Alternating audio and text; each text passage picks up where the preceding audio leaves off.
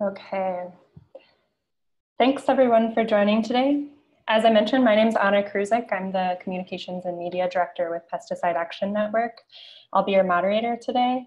So today we're talking Farmers for a Green New Deal, an online forum. So this webinar is hosted by National Family Farm Coalition and Pesticide Action Network North America. So we've got a number of great panelists today, which you should see on the screen. So before we dive in, I just wanted to give some quick context about what is the Green New Deal and why is it that we're gathered here today, and what does agriculture have to do with the Green New Deal? So I'd like to start by saying that what we probably all know is that to address climate change, we've got to end chemical-intensive agriculture. And we know that because globally today's food and agriculture systems are responsible for more climate change contributing emissions than the world's cars, trucks, planes, and trains combined. Meanwhile, we're confronted with evidence that climate change is unraveling the systems of the natural world that have evolved to create a habitable planet. We also know that much of agriculture's contributions to climate change are from chemical-intensive ag's reliance on fossil fuel-based inputs. Meanwhile, deforestation and conversion of grasslands to commodity crop production reduces acres of carbon sequestering ecosystem globally. We know that monocrop systems use of petrochemical inputs for fertility, including synthetic fertilizers and pesticides derived from petroleum-based hydrocarbons, is also on the rise globally. And so with the change in climate, scientists are predicting increased stress for farmers in the form of resilient pests, hardy weeds, and extreme weather events. I know any number of us could name off recent extreme weather events impacting farmers. I'm thinking of the flooding we just saw this spring on farms back home in Iowa. So we can't rely on outdated petrochemical-based systems to combat pest and weed pressures under these contexts. We know it's going to worsen and deepen our dependence on the system. Meanwhile, farmers have few options, which we'll hear about today, as profits are leaving farms in rural America and collecting in seed and chemical company and corporate boardrooms instead of our communities. Farm incomes are in free fall, farms are getting ever larger, and just a few companies control the markets for grain, meat, seeds, inputs, and many other products. The truth is that we know we have to change the underlying economic and exploitative systems that have produced the context, and the Green New Deal is, frankly, one opportunity to do this. So not only can we sequester carbon and mitigate the impacts of climate change through agriculture, we also know a necessary precursor and truly just transition to these methods must actually revitalize our farms, our communities, and our economies, which will enable that transition to a climate just future in the process. I mean, the good news is that we have models for this. The fact is that people across the US have been calling for just food and agriculture systems that work with and for our communities for ages. And I'm thankful and honored that we'll get to hear about those today. So from indigenous communities advocating for land and tribal sovereignty to protect traditional agricultural practices, to family farmers calling for parity pricing and supply management to enable farmers to make a living wage, the solutions are right in front of us, and we must center the solutions of farmers. And so the Green New Deal, as I mentioned, is one way in which we can do that. Currently, the Green New Deal is a non-binding resolution that calls for a shift in energy production and public resources to carbon neutralize the US by year 2030. And it highlights, quote, working collaboratively with farmers and ranchers in the US to eliminate pollution and greenhouse gas emissions from the agriculture sector. As you can see on the future slide, the language is really broad right now. And so we have an opportunity to dream and to think about and to lift up the solutions that we're already working on, and to advocate for those as a part of future binding lawmaking. And that's why I'm honored to introduce our three panelists today.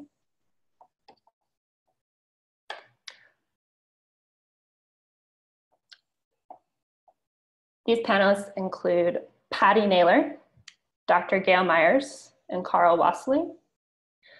Patty Naylor farms with her husband, George, in west central Iowa, growing non-GMO and organic corn and soybeans, oats, hay, cider, apples, and chickens. Patty speaks and writes about agriculture, farm justice, and the principles of food sovereignty, recently participating in events with Food First on capitalism in the food system. at the UN CSW 62 in New York City with Women's International League for Peace and Freedom on industrial agriculture's negative impact on rural women, and in Washington, D.C. with ActionAid on biofuels. Patty has visited La Via Campesina farmer organizations in Cuba and Nicaragua to further her understanding about food sovereignty and agroecology. Recently, she's focused on how organic and agroecological principles can mitigate climate change and represented National Family Farm Coalition at the 2019 Climate Justice Alliance convening. She's a board member of the Wisconsin-based Family Farm Defenders, which is a member organization of National Family Farm Coalition and U.S. Food Sovereignty Alliance. I'm also honored to welcome Dr. Gail Myers. Dr. Gail Myers is an urban farmer and an agricultural anthropologist. In 2004, Dr. Myers co-founded Farms to Grow Incorporated in Oakland, California, to work in partnership with African-American farmers and ranchers and other socially disadvantaged farmers. Farms to Grow Incorporated initiated the Freedom Farmers Market, an African-American farmers market in West Oakland, California in 2013. Her areas of expertise include Black agrarianism, decolonizing food systems, and organizing community farmers markets. Also, Dr. Gail Myers maintains a wide spectrum of grassroots organizing and coalition building locally, regionally, and globally through her work with Farms to Grow Incorporated. In 2018, she received the Advocate for Social Justice Award, JUSTY, from the Eco Farm Association. Her upcoming documentary and multimedia project, Rhythms of the Land, is currently in post-production, and you can find more information at www.rhythmsoftheland.com. And I'm also excited to introduce you to Carl Wasley. Carl Wasley is a Yupik, Alaskan community organizer, farmer, fisherman, and musician with a Bachelor of Arts in Biology who's deeply committed to his Indigenous heritage and worldview that recognizes the sacredness of the air, land, and water. As a water protector, Carl's been raising awareness on environmental justice and human rights issues since the catastrophic 1989 Exxon Valdez oil spill. Carl is active in climate justice issues on a personal and earth biome scale that incorporates community-based sustainable ecosystems and deep agroecology to provide basic human needs with dignity, peace, justice, and respect for all of humanity. Carl is co-founder and community organizer with Alaska's Big Village Network and has worked extensively on environmental sovereignty with tribal governments and communities in Alaska, including the Yukon River Intertribal Watershed Council and the Alaska Intertribal Council. So joining this inspiring lineup of panelists today is me. As I mentioned, my name's Anna Kruzik. I'll be your moderator today. I'd like to remind panelists and the audience that we've got a really inspiring lineup of folks to hear from. So I'll be enforcing timed cutoffs for panelists to ensure that we hear from everyone. So apologies in advance if I have to cut off someone's really great thought. But I want to make sure that we hear from everyone and that we also get to a Q&A section in the latter half of this forum. So we'll first hear from panelists and then transition to a moderated question and answer session with panelists. So I'd invite you to submit your questions in the chat box through today's forum. Some questions may be answered by PAN or NFFC directly in the chat box if appropriate. For example, clarifying questions or questions regarding data or sources for information. Otherwise, questions submitted during the forum will be grouped and sorted during the webinar by forum co-hosts and asked to panelists during the last half of this forum. So as I mentioned, co-hosts for this forum include Pesticide Action Network and National Family Farm Coalition. And co-organizers on the line today include Jordan Treacle. Jordan Treacle is the Policy Director of the National Family Farm Coalition, and Sienna Chrisman. And Sienna is NFFC's Communications Advisor. And we're also joined by Pesticide Action Network's Executive Director, Kristen Schaefer, who will be helping us to organize questions for the Q&A portion of today's forum. And with that, I would like to hand it off to Patty Naylor, our first panelist. Thank you, Anna, and thank you everyone for joining us today. I do think this is a really exciting time. It's an opportunity, to look at our agriculture and our food system and find ways that we can actually change. From an Iowa perspective, I see industrial agriculture all around me. In Iowa, 30% of our greenhouse gases come from agriculture. And what that looks like is corn and soybeans are our major crops, just 2 annual crops in rotation, because livestock have been taken off of the farm and put into confinements in giant feedlots. In fact, in the 5 years from 2007 to 2012, over 20% of our pasture land was converted to cropland, and that's because because of the prices of our corn and soybeans. Industrial agriculture is very capital intensive, with large machinery and heavy reliance on technology. And of course, as Anna said, there's many other detrimental aspects of industrial agriculture. One of the things I see so much though here in Iowa is the farmer stress for financial reasons. It's a real ongoing farm crisis. And that is because of the global system that we have with Roundup ready crops being able to be grown nearly anywhere on arable land. We have rainforests, savannas, and grasslands in South America that are being cleared for more corn and soybeans.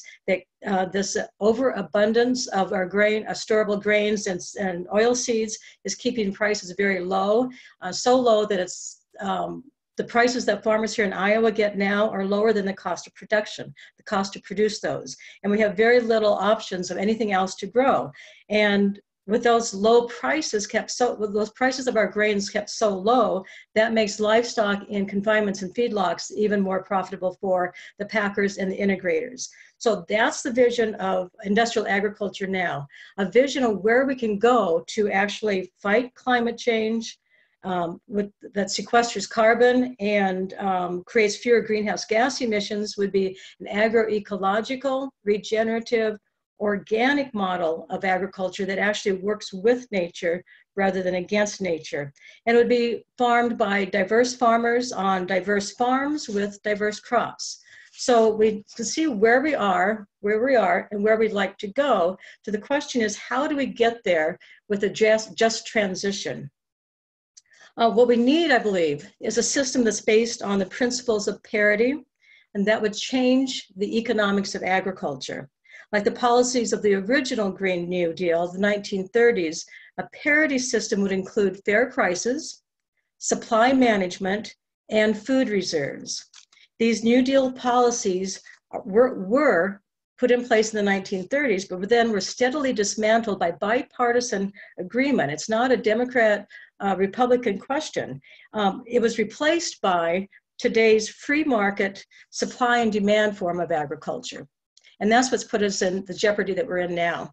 So by changing the economics of agriculture, farmers change how they use their land. We change how we grow our food. And it even changes how we as society relates to nature. It's how we look at the world and the resources that the world provides. We look at that in a different way. So rather than free market principles guiding our food system, a parity system, with the parity system, we would be better equipped to make the decisions, democratic decisions about how our food system should look. In fact, I believe that if we had had a parity system all of these past decades, we wouldn't be in the crisis we are today. We would not be facing climate crisis to the extent that we are, or to the multiple other crises that Anna had referred to as well. So what does a parity system look like? You can think of it as a living wage, but it's much more than that. It's a foundation for an equitable farm and food policy. Again, it changes the economics of agriculture. And by that, by changing the economics of agriculture, of how our farmers work, work within and make the decisions that they make, that then can lead to changes in changing to ecologically sound practices that do sequester carbon and mitigate climate change. In doing that, we could get livestock, changing the price of the crops that we are growing would allow us to get livestock back on the farm, which would also then allow us to have pasture, perennial hay, and other crops into our rotation, which would be much better for the climate and for the environment. The parity system includes price floors, but not just price floors. It also would include a band or a range of prices. So for instance, corn would have a floor, but also a ceiling so that prices wouldn't go too low, but wouldn't go too high either. but also means that the buyer of that grain would pay the price, not the taxpayers and subsidies, not a corporation incentivizing farmers. It would be the price of the grain that's paid to the farmer, which is a huge difference in what we have today. Thank you, Patty. That's it? Yeah, that was a fast 5 minutes. Thank you so much. Yes. Again, thanks again for your analysis, Patty, and we will have more time for questions for Patty. I would invite folks, again, as a reminder, just continue submitting questions into the chat box. You should see a little Q&A option. And so if you have clarifying questions for Patty or things that you want to hear about more, please go ahead and submit those. And with that, I'm honored to invite Dr. Gail Myers next. Thank you, Gail. Thank you, Anna. Yeah, I have mine written because I want to stay within that 5 minutes. That's kind of hard for me. But let me just start out by saying that the challenges of the ag food system and the climate crisis are grave. And in order to deal with these grave challenges, we need policy that will work for all farmers. We witnessed the Green Revolution's disastrous effect on the ag system. The Green Revolution has not worked for the environment nor the people. And these challenges are going to require that the United States Department of Agriculture stop doing business as usual. So I want to talk about Black America's first entrepreneurs, Black farmers, Black agrarians. 50 years after the Civil War ended, 920,000 Black agrarians were farming over 16 million acres. In 2017, based on the 2017 Ag Census, there are 45,500 Black farmers farming, and they're 1% of those that farm in the USA. And even as these farmers are farming commodity crops, their farming practices included a richness of diversity. They practice opportunistic foraging or agroforestry. It was a major aspect of the farming on the land. Water conservation and utilization were important. Not having funds for purchasing fertilizer, they had to rely on their traditional farming knowledge and the richness of the diversity that was on their land. They farmed based on the knowledge that their responsibility was to the local ecosystem and the local community. Principles today we call agroecology. However, through the decades of discrimination based on race, their farms were lost, their livelihoods ruined for these first Black entrepreneurs.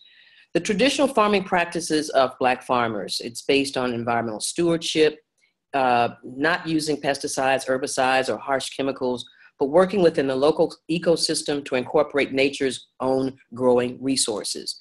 Black farmers see themselves as stewards of their land with an attention to soil health and community health. And just like the agroecological principles, which highlight biodiversity, they call their farming natural farming, because it's based in the dialectic between nature, people, and a higher belief than themselves. So Black farmers enhance the native biodiversity and through crop rotation, cover crops, agroforestry, polycultures, and in complete opposition to the Green Revolution. Now, as I mentioned, the Green Revolution was disastrous, but that's what we're using today as our farming model. It's very prevalent, and it's assumed that the energy is cheap, labor is cheap, the environment is stable, and water is always available.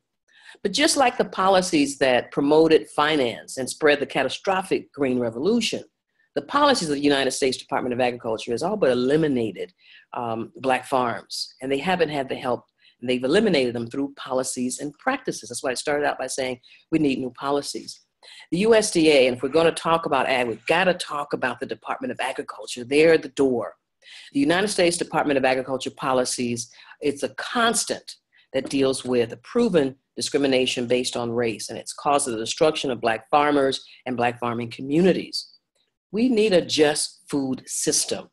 If we're going to have a just food system, we need to have a just USDA. Right now, we don't have that. The agriculture system is one of the most damaging to the environment. And if we meet with the Green New Deal, we must bring Black farmers and other small farmers back so that they can be empowered to use the knowledge that they have naturally.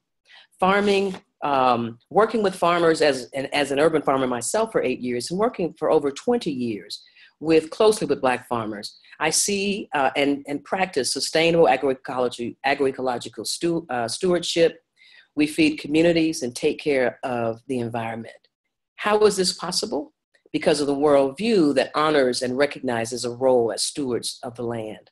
So the first thing we need to do, and I think that's just a place to start, is that we have to revamp the good New Deal under some of the USDA policies. They have to be at the table. They're going to support, if we're going to support a Green New Deal in its current policies, and we've got to relook at what the USDA is doing right now. And one of the ways in which we do that, again, is start from the premise that the practices that we have now, going from the Green New Deal, going from the Green Revolution, have been antithetical to a healthy and climate-friendly environment. And as I said, with Black farmers, they know how to farm. They know how to farm ecologically. They've got this traditional knowledge. They're knowledge experts, but they can't do it by themselves. They need the assistance of those that are tasked with the role to support all farmers to stay in business. The last 2017 Ag Census came out, 95.4% of USA farmers are white Americans. And so what we want to be able to do is to capture a greater percentage of support. 76% of the farmers of color, but they only get 3% of the income. Farmers that are making over 5 million and between 1 million and 5 million capture about 69% of the resources and the revenue that comes in from the sale of agriculture and livestock. And so there's an imbalance there. And we want to be able to, like I said, in the 1920s, there were, in the 1920s, 920,000 African-American farmers farming 16 million acres. What happened? So we want to be able to capture that.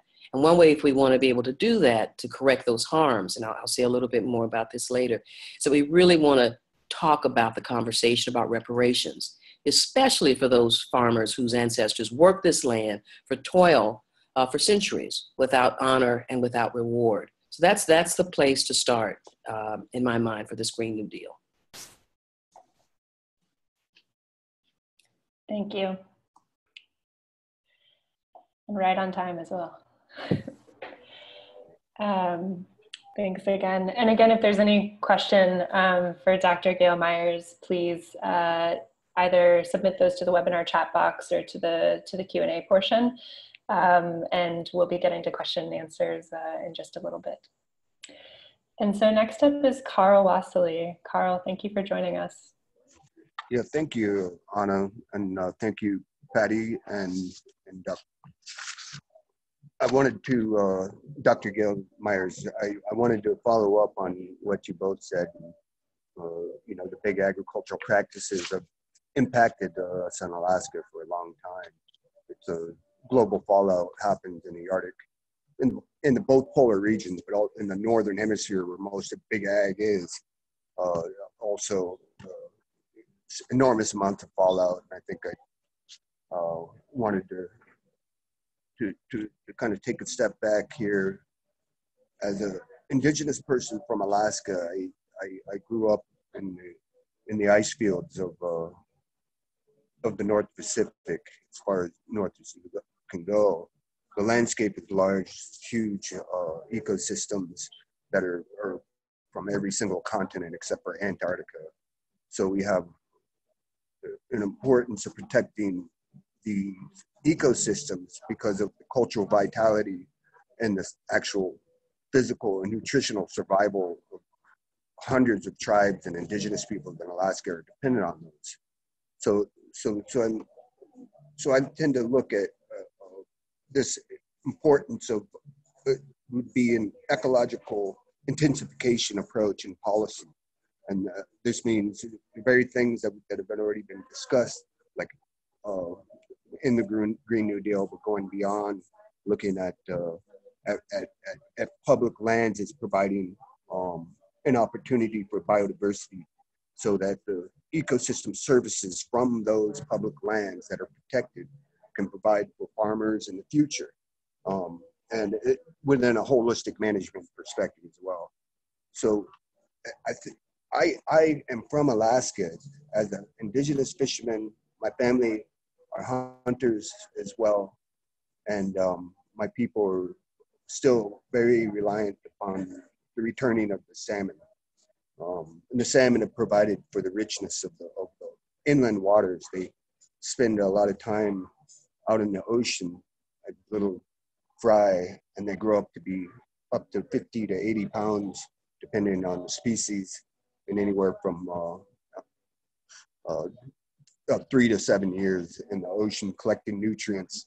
And they go around up to spawn at the top of these watersheds and share their nutrients. And the spawning provides for enormous abundance of wildlife. So I wanted to make that point as far as policy directive, to make sure we continue protecting these international migratory pathways on the land, in the watersheds, as well as in the ocean and coastal areas. So this is a part of our agricultural system of which fishermen are dependent on around the United States on every coast, including the freshwater coast, which is also called the fourth coast. I sometimes call it the Anishinaabe coast. Anishinaabe indigenous people have been in these areas for tens of thousands of years at minimum, have a strong historical connection to agricultural practices that are very, very, very much in line with the restorative practices that we're seeing.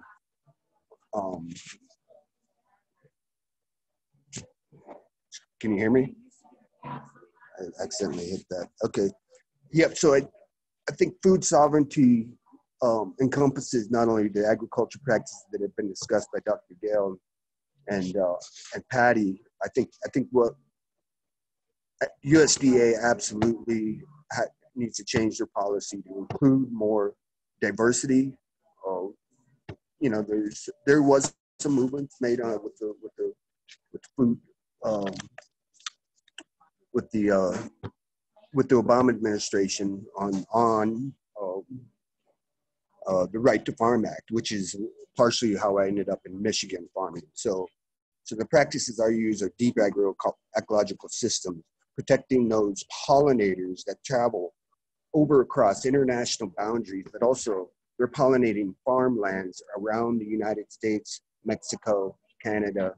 So that's partially how I ended up in Michigan as not only a share, but have a lease. And the 75% of the farm is for the restoration as well as protection for habitat for the multiple species that not only provide for the rest of the farmers with these international pollinators, but also for our food production at our farm. I think that when we look at management, whether it's forest management, agroforestry, there's opportunity to look at the indigenous people's practices that provide not only food and medicine. Medicine is an important part of the forest ecology as well. And I think that we could find a lot more production of small scale agroforestry practices that provide for a wide variety of uses of indigenous cultures and cultural survivability as well in these times of change. So thank you very much. Appreciate it. Look forward to your questions. Thanks so much, Carl. Yes, and as Carl alluded to, again, just a reminder, please keep the questions coming, folks. We're almost to the Q&A portion of the forum. So I'd like to thank Carl, Patty, and Dr. Myers for sharing their perspective. We're not through with that yet, of course. At this time, I'd like to invite Jordan Trico with National Family Farm Coalition, their policy director, just to give us a little bit of context, looking ahead at what the policy landscape for Green New Deal looks like, as well as what we can expect in terms of some of these calls to action. Thanks, Anna. So just to circle back to where we started, to give that trajectory of where this debate is going in Washington, I think it's important to remember that this issue has really risen to the top of the political debate in Washington because of grassroots activism, particularly by youth and climate justice organizations, and we need to continue that momentum forward. As was mentioned, legislatively, the Green New Deal is a vague, non-binding resolution with very little content on food and agriculture issues. And so the benefit is that it's carved out this space to talk about these issues, and it has inspired this national debate, which we're contributing to now. And that's really important because it allows a space for grassroots voices, particularly from underrepresented communities, to engage in shaping this debate. So one goal is to push this debate towards eventually translating into policies that are accountable to those communities' interests and needs. So the political reality is that the Green New Deal is unlikely to make any legislative headway this year, but a number of political leaders, particularly presidential candidates, are going to likely be rolling out their Green New Deal platforms and climate change platforms more broadly over the next 6 to 8 months. And we as folks who see agriculture as an important part of the Green New Deal discussion need to shape those platforms and make sure that they're not watered down and co-opted. Corporate concentration in the agriculture sector has also emerged at the top of the political agenda. We've seen a number of presidential candidates come up with some platforms. I think there's a lot of overlap between those platforms and these Green New Deal discussions, and we need to try to synthesize those from an advocacy point of view. So just a few parting thoughts here. Grassroots activism is going to be key in making sure that this agenda is not co-opted and isn't watered down, and it doesn't fall off the political agenda, and these news cycles that are changing every day with the new scandal and so forth. So we need to keep up that grassroots activism. We need to ensure in that advocacy that the communities that feed us and nurture the land have a seat at the policy-making table going forward, and make sure that there's a strong equity lens is central to this concept of a just transition. And then finally, we just need to keep reemphasizing that participatory and accountable governance systems, whether it be at the federal level or the local level, is critical to addressing these structural, social, economic, and ecological challenges that we're facing and driving these solutions forward. Great. Thanks, Jordan. So now we're going to spend some time on Q&A. Thank you to Kristen and Sienna, who have both been sorting and grouping questions as they come in. Feel free to continue to submit questions via the chat box or through the question and answer feature in your windows. So I'm going to go ahead and dive in. I think the first question we'd like to ask, which was covered a bit by Gail, so I'd invite Dr. Gail Myers to jump in on this one first with participation from the rest of the panel. But I think folks are wondering what role the USDA can play in a Green New Deal given its current leadership. Mm-hmm. Well, I think it needs initially a commitment to community, to doing things very different than what they've been doing over the last 100 years. And it basically means listening, taking a seat and possibly just listening to the things that people are being impacted by, and intentionally promoting positive policy that does not necessarily support big ag, because that's what's happened. That's, $5 million to $1 million in ag revenue, and the small farmers are really the core of a sustainability movement.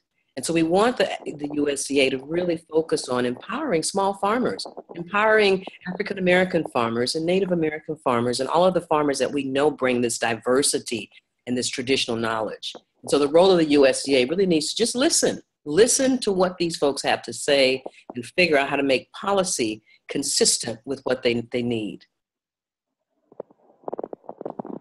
Thanks, Gail. Other folks on the panel, contributions to this question? I can jump in with a couple of thoughts. I think those points that Gail mentioned are really important. So making sure that government is still receptive and listening to the needs of rural communities is critical.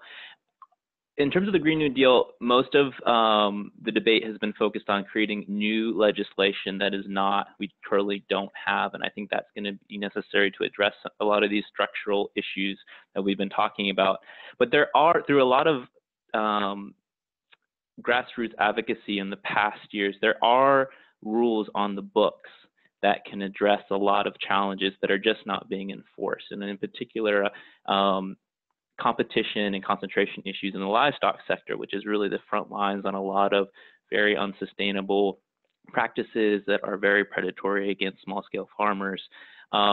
We have, through past farm bills, the legislative tools in place to limit some of that corporate concentration and prevent retaliatory practices against farmers, but we need USDA to actually implement those rules. So that is an area of work that we don't need to wait for new legislation for. We can move forward on that now.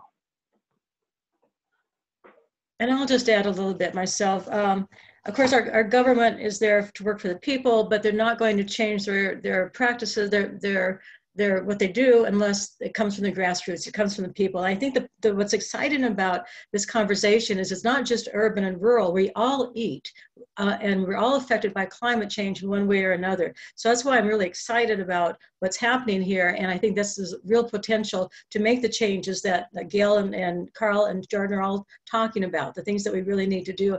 I think this is a great avenue for that. Yeah, I just wanted to add one thing too. You know, big agriculture is actually more vulnerable to climate chaos and major climate events than small scale farmers, especially farmers that are practicing deep agroecological practices. So that's an important larger note on big ag and the Green New Deal. We really push for family farms to come back in America. Great, thanks everyone. So our next question is regarding trade, and I think this is for the panel at large. What is the role of trade in agriculture in a Green New Deal? And there was a question, even with a parity program, couldn't neoliberal trade policies undercut fair prices and supply control in the US unless trade policies are also supportive? Yes, absolutely. Definitely, free trade is not helping farmers in the United States. It's not helping them in the world. We need fair trade, not free trade, and how that plays out. I think someone like Jordan probably knows more than I do. Other people do, but I do know that that's a real problem. Yes. I would add that the models that we use to ensure that they're equitable models, to make sure that we're using best practices of things that actually have worked, so that every layer within the system of folks participating in the trade have a fair, equitable return for their investment. And if you got, you know, the challenge is that you get the advantage on one side based on how well they are resourced. We want to make sure that we resource everyone equitably and equally so that they can participate and compete within a fair trade system. But again, you know, some people have to have more resources and some people maybe need to have less resources, and so that everybody has access to fair and fair trade and equity. And maybe the final thoughts I have to add to those is I think that trade has not been discussed enough in the Green New Deal discussions, and it's really important because the challenge is that these trade deals lock us into a regulatory frameworks that can be for very long amounts of time, and most of the time these trade regimes are negotiated and formed behind closed doors with very little stakeholder and farmer involvement. So there's not a lot of farmer voices, family farmer voices in those discussions, and that is definitely a challenge and needs to be part of how we address Green New Deal discussions. The reality is that a lot of the agricultural markets that are accessible through trade regimes are not the markets that many family farmers are hoping to contribute to. They're trying to build their local food systems. So absolutely, trade needs to be part of this discussion. Yeah, I'll just finally add that we cannot continue to these false solutions that are coming through, not only with big ag, but with climate policy as well. Trade carbon for export from, like, say, California, to take out entire forests to take over entire forests where indigenous people live in South America. These types of practices are just need to be addressed as false solutions. Let me just add one more thing too. I think that something you said, Carl, about the participatory approach, we've got to make sure that everybody that is involved in the process can participate and has something to say. What has happened is that the farmers don't have as much input in that trade piece. So we need to make sure that farmers have just as much voice as the policymakers and other folks that are involved in that trade process. And so make that trade more participatory. Thanks, everyone. So our next question from the audience is, what are the additional pieces needed in the Green New Deal to support family-scale ecological farming? Are there any downsides to these policies for family farmers? And how would the Green New Deal affect family farm profit margins and food supply? This is a big one. So I'd say take and pick whichever portion of that you'd like to speak to. Do you mind repeating that, Anna? Yeah, there's a couple of parts to it. What are the additional pieces needed in the Green New Deal to support family-scale ecological farming? So I'm reading this as like other policy proposals or supports needed for ecological farming. And are there any downsides for family farmers to those supports? And how would Green New Deal affect family farm profit margins and food supply? So I think whichever portion of that you feel compelled to speak to, I'd invite anyone from the panel to jump in on this one. Well, I think if we're able to get policy that allows for everyone to participate and gain the same kind of equity, I think you're going to see more profits. But the biggest piece, I think, is the local development. And like most of the farmers that I work with, they're definitely wanting to compete in the global market. But key is how to feed the local community. I mean, we see in rural Black America, which has twice the poverty that rural white areas have. So we're trying to figure out how to reinvigorate those communities. And with a strong agriculture, we can do that. So everybody can participate. So, you know, I think if it's rolled out in the way that has fairness, and again, as I said in the beginning, that the USDA has to change business as usual. If they're able to do that, let's see what happens. I don't think that there has ever been really a fair shake, especially for Black farmers within the USDA. So I'd like to see what that looks like, as well as many Black farmers. And if we can input some of that, it's quite possible. I mean, I don't think the Green New Deal is going to be the answer for all. It's certainly not the, wow, now we've had this incredible model.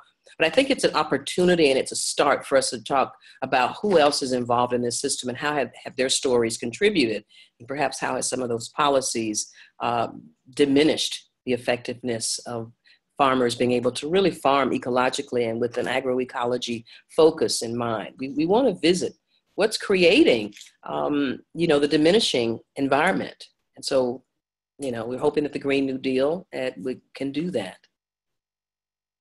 And I would add about the parity system, it includes supply management, which means we wouldn't be growing corn and soybeans or other grains on the vast number of acres that we are now.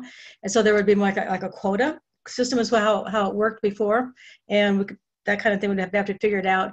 But that would mean that there'd be land available to do other things. There'd be land available for conservation, wildlife, or even for beginning farmers to do something with the land, such as livestock or orchards or anything different than what we're doing now. Anything to build up local, like Gail says, the local infrastructure. And then there'd be grain reserves also, which would mean in times of drought or disaster that there would still be secure food. So I think all of these things work together, and that's what makes it a good system.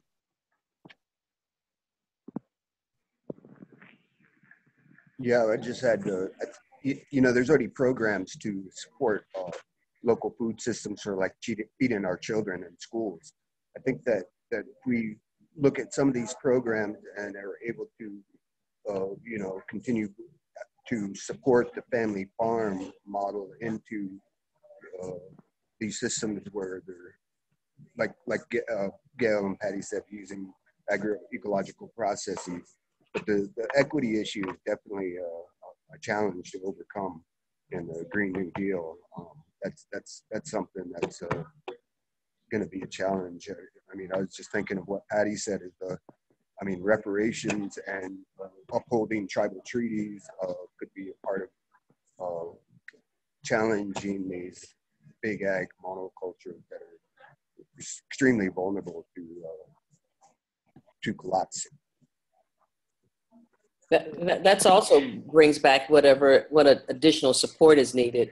There is additional support there needs to be additional support for the conversation around reparations and what that looks like. And in particular, I'd like to start with Black farmers.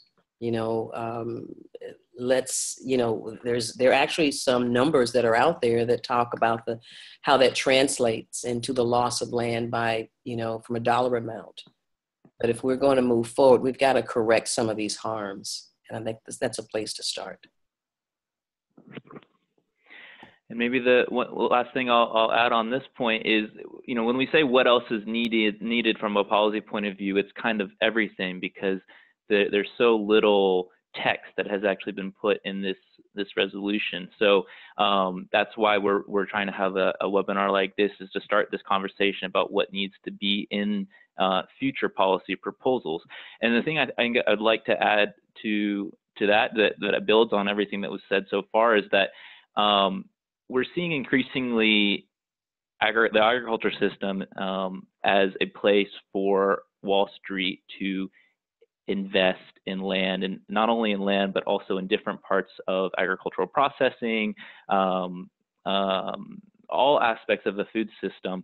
And this is basically because agriculture is seen as this safe place to park money and have a safe investment. And we need to look at strategies to see agriculture systems in rural communities as places where we build livelihoods and keep equity and assets within particularly underrepresented communities, and not as a place where Wall Street can have an assured investment return. And so finding ways to limit that is very complicated, and we've seen a couple of the presidential candidates come up with a few ideas that get at pieces of that, but I would say that they're not complete. And that needs to be part of this Green New Deal discussion as well. Thanks, everyone. So we have time for one final question. We've got about 4 minutes left as a heads up to our panelists before we transition into some wrap-ups. And so this question is for Gail and for Carl. So folks are wondering how reparation resources and payments and the upholding of tribal treaties could be structured. For example, is this more funding through existing USDA programs, or is it an entirely new structure?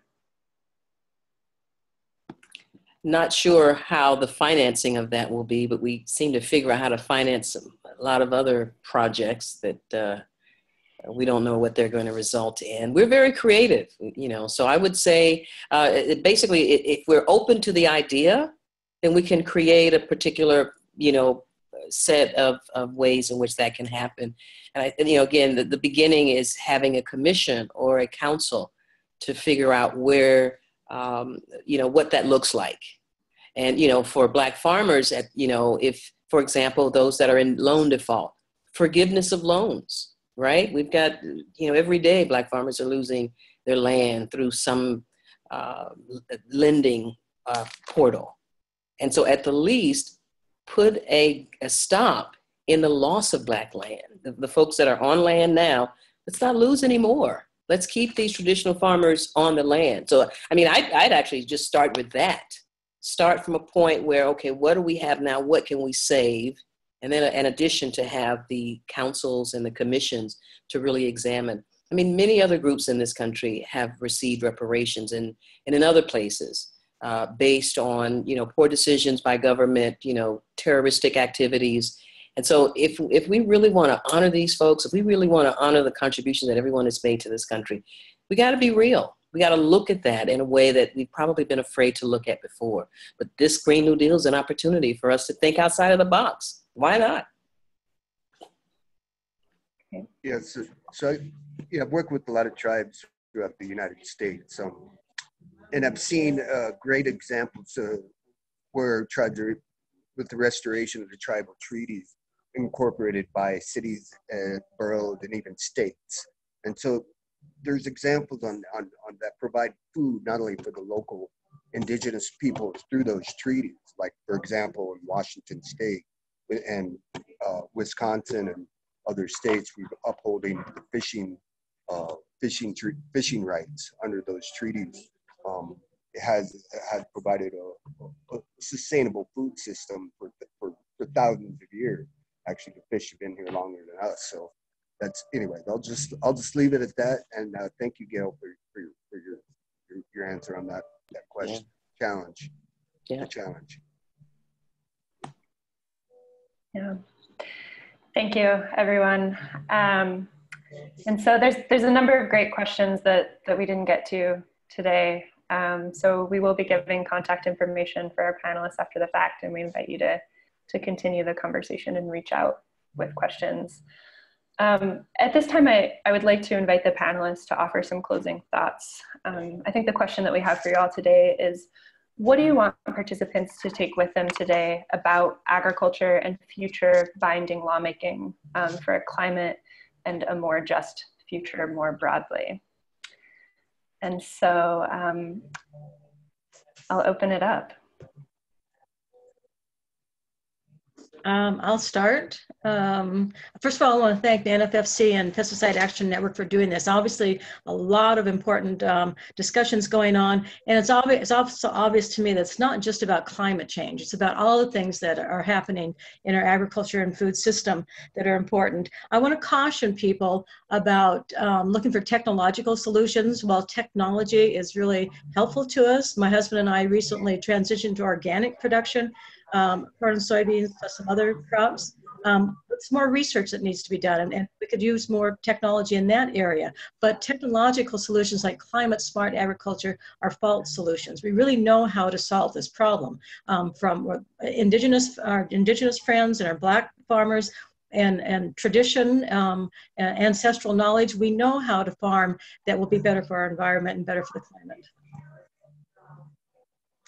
Yes, thank you, Patty. I would just add to that, as I mentioned about Black farmers and in the stewardship, you know, our farmers see themselves as actually stewards of the land. That's their role, is to take care of it.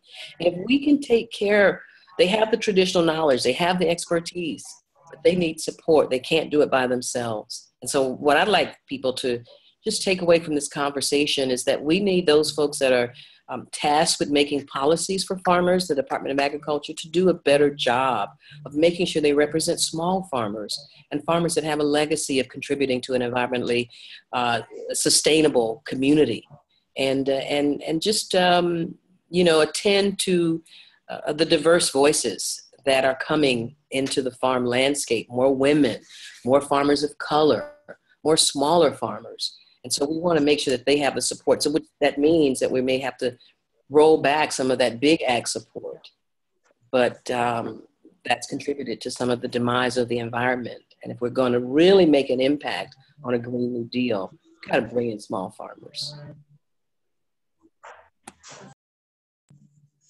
Yeah, thank you.